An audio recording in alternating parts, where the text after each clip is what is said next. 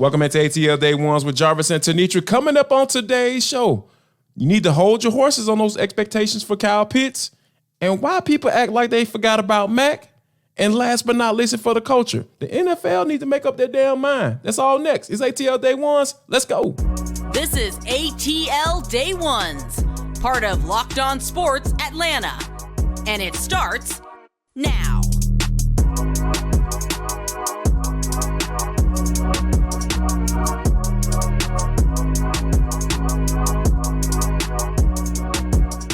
I want to start by saying thank you for making ATL Day Ones your first listen of the day. Remember, we are free and available wherever you download your podcast, and wherever you download your podcast, make sure that you leave us a 5-star review. Really appreciate that from you in advance. ATL Day Ones are part of the Locked On Podcast Network, your team every day. Coming up in 10 minutes, is there somebody on this offense, this Falcons offense, that's been forgotten about? We'll talk about that first. But first, have to let you know that Tenitra is not with us, and this is the last day she won't be here with us. I got my main man, Andy Bunker, Bunktown, the Bunker Mentality, Bunky Pants, all those little nicknames. He's rocking with us today, and we thank you, Bunk, for coming back with me, and not feeling too upset about having to do this show with me. I'd do this. I would do this any day. Thank you for having me. Awesome that Tenitra is going to be back. I do love, because when I listen to you guys, the Locked On Falcons show, you guys always hit like the Jarvis Davis, like the Outcast AKAs. Yes. I need to get some better AKAs. Like Bunktown? That's pretty solid. AKA Lucius Left Foot, AKA. I was like, I need to. Yeah, Bunktown, AKA Bunky Pants. Yeah, I need to work that in somehow though. Like, because anytime you can sort of be ripping off Outcast, that's always good. No doubt. Yeah. Like, and it's branded too, man. Like, you're a personality, you're on-air talent. So you have to brand yourself accordingly, man. Come on. I still rock with the TBM929 Twitter handle. Because yes, man. You still have the password to that. Like, you still have access. and I have no idea what it is. Okay. If you ever remember and wanted to ruin my radio career, you could do that probably. Yeah, I probably could, but why would I want to do that? You know what I'm saying? Like, come on, man. I feel like our careers have kind of meshed together. Like, I feel like we are both accountable for where each other's are right now. And you know what I'm saying? I know. Like, I certainly feel that. I certainly feel that way about my relationship with you. Nobody was going to take anything I said seriously at night if I didn't have you vouching for me. So no doubt, I wouldn't be doing what I'm doing at 92.9 The Game if it wasn't for you. I believe that 100%. 100%, man. I appreciate that, man. And likewise, because like I said, you taught me a lot about this game, and helped me open my eyes to the fact that, hey, I can do this regardless of all my bosses telling me I can't do this, and I need to go to Columbus, Georgia, and go do it. Yeah, turns out they were wrong. Yeah, they were absolutely wrong. You mother blankers. Hi, hater. They don't work in radio anymore either. What do you know? Yeah, hey, there we go. Yeah, that kind of explains it all. But anyway, that was a nice little reminiscent right there. But Bunk, man, the one thing that I feel like people are just coming into this season, that people feel like Kyle Pitts is just going to go for 1,500 yards, 1,700 yards. At least that's what the vibe that I'm getting. But for me, I kind of look at it from the standpoint of, okay, the dude towards MCL in week 11 last year against the Chicago Bears. Taquan Graham did as well. I don't know, the kind of twin injuries, so to speak. So those guys, or both of them, and Kyle Pitts, more importantly, is coming off of an injury. And I really feel like a lot of times when you have a guy coming off injury, there's going to be a ramp-up period. There's going to have to be a grace period for him to get to the space where he feels comfortable being back out on the field. And given the amount of snaps that I feel that Kyle Pitts is going to get on offense in the preseason, I don't think he's going to get any more going, especially on Thursday night. And when you think about not being able to be out on the field and take those licks consistently to be able to feel comfortable, I just really feel like Kyle Pitts is in a space where it's going to be some time before we kind of see the real Kyle Pitts, that rookie tight end that, the highest drafted tight end in NFL history. Yeah, no, that's interesting. The way that they've treated him in training camp and preseason would definitely follow that thought process. Like, remember, he didn't do any 7-on-7, any 11-on-11 stuff the first couple of weeks. He had a brace on his knee at the beginning, and then he had a sleeve on his knee. Honestly, I was surprised he played Friday night. I didn't know if Kyle Pitts would play Friday night in the game. I didn't think he was going to play. To be honest with you, yeah. I'm glad he did, and I'm glad they got him a target and all that kind of stuff, so kind of get him worked in. But no, that's a good point. You do sort of think about it from the standpoint of, all right, he's back. I think about him this way, so my expectations for him are up here. Maybe they do bring him back a little bit more slowly, but even if so, like at some point this year, whether it's after the first month, whether it's midway, I don't know how long it takes for them to feel and for him to feel like 100% back to normal. He's got to be great. Like I think in order for this team to be, to meet its potential, him and London and obviously Bijan and the offensive line, like there's just certain guys that, like, if the Falcons are going to be a playoff team, those guys are going to have to be really good. The thing about really good is very vague though, right? Because it's like, right.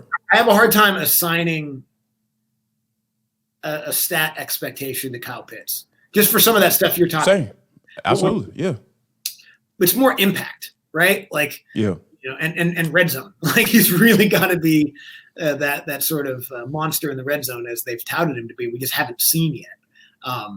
But yeah, no, I think that's a very reasonable way to approach him this year. Not that anyone's going to listen to us or do that. Of course, people being reasonable. They need 15 and 12, baby. Come on, what are you talking about? He's got to set every record. But that said, like even with tempered expectations, by the end of the year, like he's got to be an absolute nightmare for the other team. Because again, like, they drafted him 4th overall. Like they decided this guy was the difference maker of difference makers at that position, and now he's got real talent around him too. So he's got to be good. Yeah, I'm with you because here's the thing. Like I look at it from two different angles of it. Right. The first one is like I always thought. Tanisha and I have had conversations about how important the chemistry between he and Desmond Ridder is going to be. Right, because we've seen how he and Drake London have kind of hit it off. Ridder, that is. That's working fine. I'm not concerned about that at all. But on-field work, live in-game action, like Desmond Ridder and Kyle Pitts, it's a fairly new relationship. It never happened. It's never happened. So I think that right now that's the most important relationship as to how this offense is going to work. Because when you look at offensive coordinator like Arthur Smith, the dude loves 12 personnel. That's 1 running back and 2 tight ends for all my people who don't know. Like he loves to run those type of formations. So why wouldn't why wouldn't you have your tight end and your quarterback in good spaces to be able to execute? And the second part of that is the offensive line piece, because a lot of people are assuming that, hey, this is going to be a top 3 rushing team. The offensive line is that, but it's going to be a little bit different this year because Matt Hennessy is not here. You got Drew Dahlman and Chris Lindstrom and Caleb McGarry. You got Jake Matthews coming back, but there's somebody different right there in that spot. It's going to be by the name of Matthew Bergeron, who I thought he showed well on Friday against the Cincinnati Bengals, but. Like we can't automatically assume that everything is going to be the same and everything is going to work just like it did last year because one, he can move. That's one thing about him that was consistent. Hey, he can run the football. Are we going to see Desmond Ridder in those same instances to be able to give the defense the same look so that run game can be successful?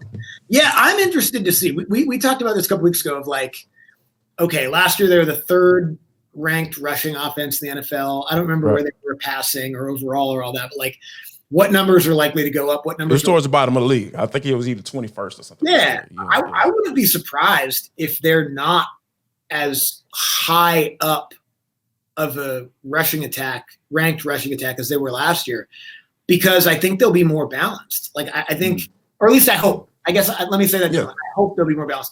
I think last year you assume that because Desmond Ridder going to be a better quarterback, right? Like it has to be like he has to be better than one. They told us he's going to be better because they named him the starter and didn't bring anybody better. So Right, and exactly. Mariota was not good. Like Yeah. I don't know what anyone was watching if they said that he was. It was a joke. Like I don't know how anybody thought he was going to be good because he's never good in his NFL career. So we saw what he was last year. Okay, and Eagles fans are seeing it in preseason right now. Like he's an average. He can do certain things. He's a great guy, like a solid, like not going to rock the boat. Although he did leave with 4 games left of the season, which is kind of a surprise too. But that's while doing a documentary. Yeah, like that was kind of unexpected. But yes. I think they ran the ball effectively because they could, but also they had to. Like you didn't. I mean, you remember that game? I don't remember who the opponent was, but Mariota was so bad. They ran the ball like 14 straight times on a drive just to be like, no way, man. We're not letting you throw this game away anymore. We need to go down and score. That's how we're going to win. We have this advantage. We're running behind the right side of the line of scrimmage. Yep. We know we go here, and we're going to go. The other thing was they wanted to keep that defense off the field. Absolutely. I know you like go by points per game or whatever, but that's because they did a great job of controlling the clock. Like they didn't want that defense on the field last year. Those guys weren't stopping anybody when it mattered. No. Now they did come up with some important interceptions late in games against Seattle, and there was a couple of times where that happened. But like they're just so much better this year. We're like, you shouldn't be scared to have the defense on the field. Yeah. This defense should be good, and you should be able to throw the ball too. So, not to say that I think the rushing attack is going to be worse. I just don't think they're going to have to run the ball as much as they did last year. And I think it's going to be a more balanced team overall, right? Because just for the reason that you mentioned, when you talk about not being able to trust the quarterback to throw the football at least once out of 14 times. So I think that, I think this regime has expressed a lot of confidence in Desmond Ridder. And to be honest with you, I'm not looking for him to be spectacular, but I am looking for him to at least do what he's asking. And I don't think Arthur Smith is going to put him in a situation to where he's going to be out of character or be asked to do something that's not in his wheelhouse or that's not in his capability. So I think overall, people need to temper their expectations just a little bit when it comes to Kyle Pitts. But I think at the end of the day, once you get into the mid-season, towards the end of the season, that chemistry that we talked about, that rapport that we talked about, I think that thing needs to be humming. Yeah, that part of it too. I was just sort of thinking about it from how are they going to bring him back from an injury standpoint. You're right. Like they've never played a professional game together. You saw that Ridder and London chemistry happen quickly last year, and that kind of probably goes back to the draft too. Like everybody knows as soon as they got drafted, those guys met up and were working out together, running routes. The buddies, yes. Yeah, so that was a very smart move by Drake London. Right. Yes. That chemistry between Pitts and Ridder, that's got to develop. Yeah, absolutely. Guys, got to tell you something. I want to let you know that this episode of ATL Day Ones is brought to you by FanDuel Sportsbook because it is the #1 sportsbook in America. Guess what? The NFL season is here, people. All you got to do is, if you want to take advantage of some bonus bets, all you got to do is bet for the Falcons to win the Super Bowl, and you're going to be able to get bonus bets. Yes, bonus bets to be able to bet on anything from the money line, the over-unders, all of that. They got all of that right there just for you. Because you know what? We just talk about the Falcons and Arthur Smith's offense. You're talking about first touchdown score. How many touchdowns Kyle Pitts is going to score? They got all of that right there waiting just for you. So here's what I want you to do. I want you to go to FanDuel.com/lockedon.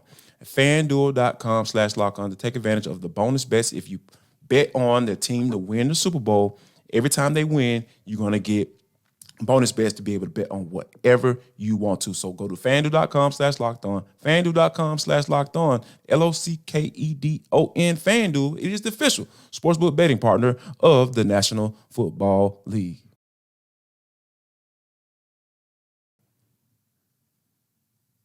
It is ATL Day Ones, and here with Andy Bunker filling in. Tanisha will be back tomorrow. For all you people that's crying right now, listen to this episode. I get it. I miss her too. I get it. You know, my man Bunktown, aka Bunker Mentality, aka what did we say earlier? Come on, man, you gotta help me out here, man. AKA like Bunker and Friends, Bunky Pants, Bunky Pants, AKA Kawhi Leonard. Kawhi Leonard.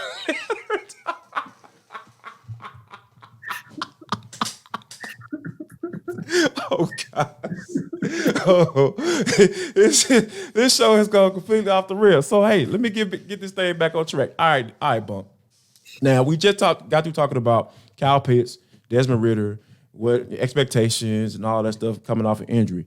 But I think that a lot of times we mentioned yesterday how our main man Aaron Freeman for Locked On Falcons. Make sure you guys check that out. By the way, was talking about hey, the Falcons need to go get Corey Davis, but to be honest with you, if you're looking at this wide receiver group and you start going through, the Scotty Millers of the world and all that stuff, there's a name that people really don't mention that much. And I feel like this dude can be a nice, solid contributor to this team, and that's Mack Hollins. Like, even when he was asked by the media the other day, he was talking to us, and he was saying how, he doesn't really care about the whole numbers things. Like he said, I can go over 10,000 yards. If we don't get a W, it don't mean anything. So I think that Arthur Smith and Terry Fontenot were very strategic in the type of guys that they were bringing in. They're bringing in guys that can contribute, but they're also bringing in guys who don't really give a damn what their numbers look like, and they're just trying to win football games.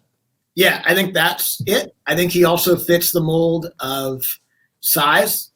They seem pretty clearly to like, and even last year with guys NBA power forward rejects. That's why I would like to refer to him as. Yeah, they like the four position.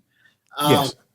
Mack Hollins a big dude, man. Like, he's not small. We talked about this a little bit yesterday, just in terms of like what jumped out on the in the preseason game, and I did mention that just like I don't know, there's something about him, like the way he plays.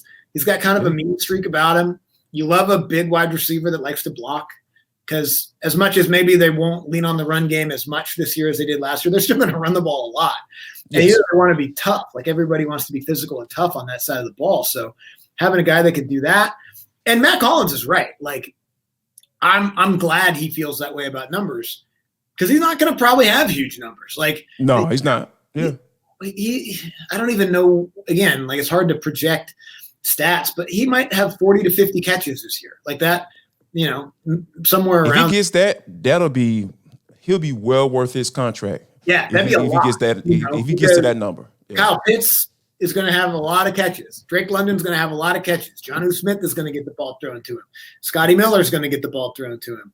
Bijan is going to get the ball thrown to him a lot. Yes. So, yes.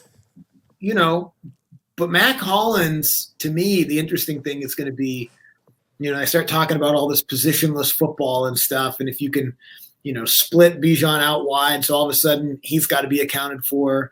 And maybe Pitts is out wide too, so they've got to think about him. Obviously, London. Mack Hollins is going to have the third best corner on him a lot. Yeah. That's a nice proposition. So you get matchups with him where he's going to be able to out-physical the other guy. And again, like how often does that happen in a game? I don't know. Like you're probably not like matchup hunting, Yeah, yeah. You might find that a couple times a game. And I don't know how many, maybe 2-3 catches a game, something like that. But I think that's going to be there sometimes. It's just a matter of Ridder being able to hit it. But I'm with you. Like no one's going to draft Mack Hollins on their fantasy team. And you shouldn't. That would be a terrible pick. He's not going to get not going to let that. Right. But I think he's going to be impactful in the targets that he gets, though. Yeah, I'm with you on that because here's the thing. Like I was actually joking with Arthur Smith when he was talking about, just having so many weapons and guys just, trying to find different matchups on a weekly basis on Sundays. And I was like, I know that I was thinking to myself before I even asked the question, I was just like, man, I know this dude's going to have a lot of fun trying to figure out how to get guys in one-on-one matchups. And I even joked with him as a follow-up question. I was like, Coach, you're going to be running some of that 14 personnel out there. He was like, I don't know. We'll see. I like to push the envelope. I was like, oh, you cocky mother blanket. Oh my God, I can't wait. Because it's just like, I just get excited about that type of stuff because, I'm a defensive guy. So I've always been fascinated with offensive coordinators, like guys who like to stick to the old school script, so to speak. And Arthur Smith was talking about it on an interview with on the Pat McAfee show, talking about how he felt like he was kind of built in like the 70s and 80s. And then when you think about that era of football, it was run the ball till you can't run it anymore. Like play action was a call pass, was a call pass, and those were the passes you were used to seeing more so than guys spread out 5 wide and all that stuff. So when I think about him going through that or being in that space, it just brings me to a space where like I think people are going to be very entertained this year. Because I know the people are like, oh, you're going to run football. But when you think about the weapons that he has this year versus last year, like it's a world of difference. And I think you're going to see the creativity because a lot of people say, oh, a run-based offense isn't creative or it has to be 5 wide, spread them out and all that stuff. But now you're going to see what Arthur Smith is working with from a formational standpoint and a matchup standpoint because I always say, as much as I don't like Kyle Shanahan as a person for real, he just seems like he has a punchable face. But I feel like he's one of the best play callers that I've ever seen live.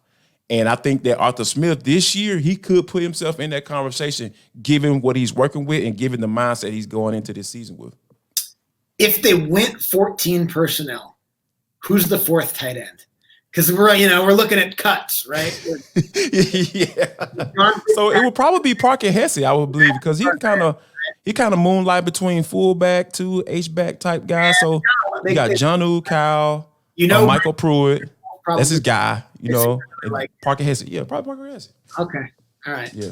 I heard that and I was like, ooh, Jarvis thinks they're keeping 4 tight ends. Who's that guy going to be?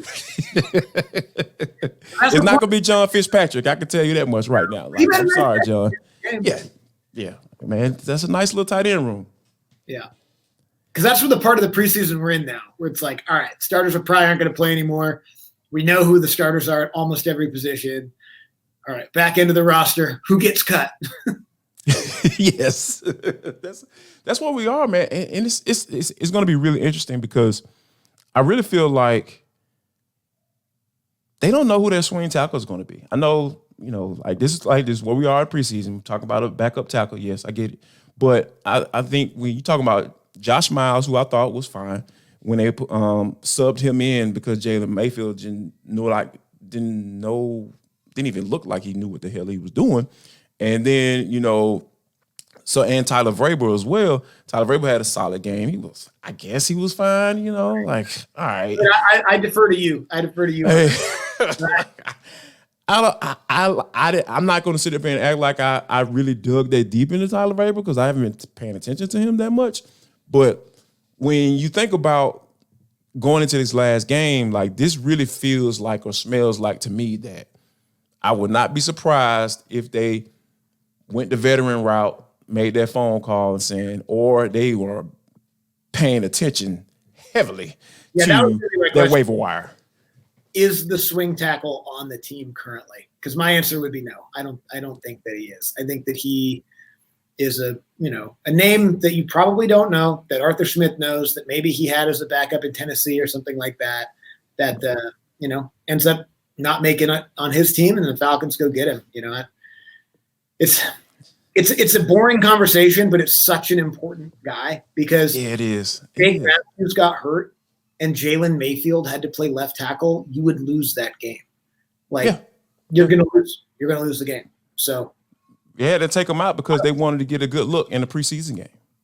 They couldn't get a good look because he didn't know what he looked like. He didn't know what the hell he was doing.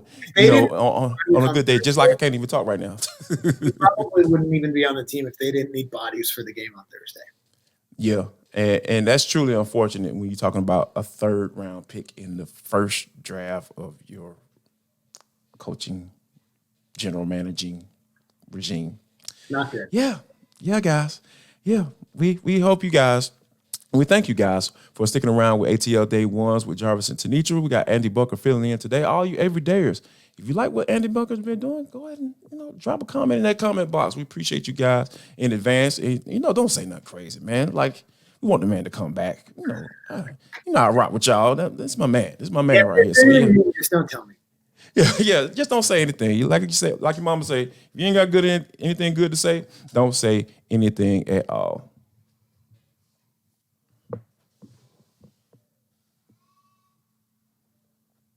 But Andy, this is For the Culture. It is the intersection between sports, entertainment, the culture, and sometimes whatever the hell we want to talk about, because it's just how we get down on the show. Today is no different. Andy, I think the NFL needs to make up their damn mind, because when you think about the value for the running back, it has gone down. It's been intentional, and can't no one tell me any different, because when you talk about the franchise tag actually going down when the salary cap has been going up, that math ain't mathing. The math ain't mathing for me. And when you have a running back that was drafted in the first round with the 8th overall pick, and Bijan Robinson being one of the highest paid running backs in the league, that also tells you that it has been intentional. So now we have Jonathan Taylor, who requested a trade at the end of July after meeting with Jim Irsay. Jim Irsay was probably drunk off a fifth or something like that, and actually told him how he really felt about him. So now we have a situation where they're allowing him to request a trade. But the reports are that they want a first-round pick.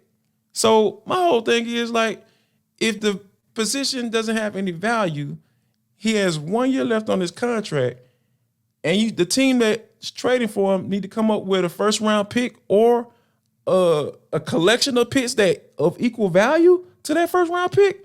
What are we really talking about here, man? Like, what's going on, man? Like, seems like some talking about the side of a neckness going on. What we're really talking about is the Colts are not trading Jonathan Taylor. Like, basically, saying, okay, Jonathan, you go see what it's like out there. You go see if anybody's interested in not only trading, and you're right. I mean, running back position is not worth anything. But if you want ours, give us a first rounder. Right. That's worth everything in the NFL. Like, first round picks in the NFL are worth everything. So we want it. We want one for him. But not only do you need to give us a first rounder, you also have to be willing to give him the market setting contract when he gets there, because that's what he wants. So no one's doing that. Like, no, I'm sure people try to talk the price down. And look, if you can get Jonathan Taylor for like a couple thirds or whatever, Jonathan Taylor's one of the best 5 running backs in football when he's healthy. Hands down. 1,800 yards 2 years ago. 21 touchdowns to go along with that. Yeah, like that's a lot. Healthy. Yeah. But yeah, that's what the Colts are saying. They say, yeah, sure, great. Go find a trade partner. See if you can find one. And then my question is, when he doesn't find one, like when no one's willing to do that, is he going to play? Like, is he going to go back and play for Indy, or is he going to sit out, because then he's not going to get any money? He was a second-round draft pick, so he's got 3 years of second-round draft pick money, which, for normal people is a lot of money. But for someone as talented as him, not anywhere near what he's actually worth to a football team, and probably not enough to just walk away from the game forever at his age. Yeah, man, he's in a terrible spot. It sucks. Like, there's again, I know we're talking about lots of money and playing sports for a living and all of that. With that understanding, right? With that context, being a great running back in the NFL right now, it's like one of the most unfair positions in sports. It sucks, man. It just sucks, because when you think about, like, the teams that are successful, around playoff time, or when you talk about in December and January, it's a team that can run the ball effectively. Like, and Peyton Manning, I'll never forget this. When Peyton Manning finally won his first Super Bowl, it took Dominique Rhodes in order for him to go on a crazy run in the playoffs, in order for them to get to where they need to be. And when you think about being in that situation, it's kind of like, it kind of stinks, because the football purists, not the new analytical guys, the football purists know it. Like, hey, man, I need to be able to run the football if I want to be able to get to a Super Bowl or be effective in those later months leading up to that big game. But then the analytics guy would come back and say, yeah, but Dominic Rhodes did it, and they didn't pay him anything. So they couldn't do it with Edgerrin James, who was the best running back in football and got a lot of money. Yeah. They did do it with Dominic Rhodes, who, you know what I mean? So it's like, I wish it wasn't like this for running backs, because great running backs are important. And there are guys that are different. Like Bijan Robinson is a different running back than you're not going to get a guy like that in the 5th round. I'm sorry. You're just not. You might get similar type of production if you have the right play calling and, offensive line and all that kind of stuff. But you can't tell me that there's not dudes that are just different at that position, because there used to be, and there are at other positions now. I understand the direction of the game has gone a little bit elsewhere, but you're right. Having a great, reliable guy that you can hand the ball to on short yards and pick it up when it's smash mouth football in December and January, that'll never not be important. So I feel bad for these guys, because it's like Jonathan Taylor is really, honestly, is one of the best 5 players at his position in the NFL. And he can't get a second contract because he's a running back. You got NBA players, and I know it's different. I know I'm comparing apples to apples, but whatever, man. Desmond Bain just got a $200 million contract. Jonathan Taylor's better at football than Desmond Bain is at basketball. And I don't know. And what makes it even more sad is really nothing they can do right now. Oh, something new. No. Yeah, there's nothing they can do. And if they try to fight to get something done, they're not going to reap the benefits of it. So it's going to be for their brethren, that 12 or 13-year-old that's in middle school right now. He's probably reaping the benefit. Today on the show was you want to root for the guys because you care about them as individuals, right? Just being a sports fan and rooting for the jersey, you do want good things for these people, I think, hopefully. But from a business standpoint, if the Falcons never give Bijan Robinson a second contract, that's probably the right thing to do, right? Just give him the ball as much as you can. Yes. Yeah. Extend his 5th-year option. Franchise tag him for the 6th. Franchise a little change then. And if Bijan Robinson can still walk after 7 years, then we have a conversation. But that's how they think about it. You know what I mean? And by that time, he's getting closer to that number that running backs don't get paid. That's 30. Dude, running backs, whether it's 30 or it's X amount of touches or whatever, 7 productive years as an NFL running back is almost unheard of. And if you're a first-round running back, you can't hit the market for the first 7 years if they don't want you to. Yeah, that's why the smart teams, they go ahead and draft those guys so they can get that extra year, and exactly you could be justified by not paying them. That's also the argument for the analytic guy that does want to say, well, you don't draft a running back in the first round. Say, well, if you do and he's productive, you don't have to extend him a long-term contract until his get for extra year to burn them up. Because the analytics guy also loves to be armchair salary cap expert. Those guys tend to be the same guy. The same dude, same person. You can counterpunch him with well, what about this? Yeah, absolutely. Well, what about you joining me and making me happy for joining me for these past 2 days? I really appreciate you, man. And we appreciate you guys for rocking with ATL Day Ones and making your first listen of the day. And remember, we're free and available wherever you download your podcast. Hey, and go and leave us a 5-star review while you're at it. Really appreciate that from you in advance. And go and spread the word about what we got going on right here on Locked On Sports Atlanta. And last but not least, before we get out of here, make sure you guys, you don't do anything else with your lives. Make sure you share love, show love, and most importantly, spread love.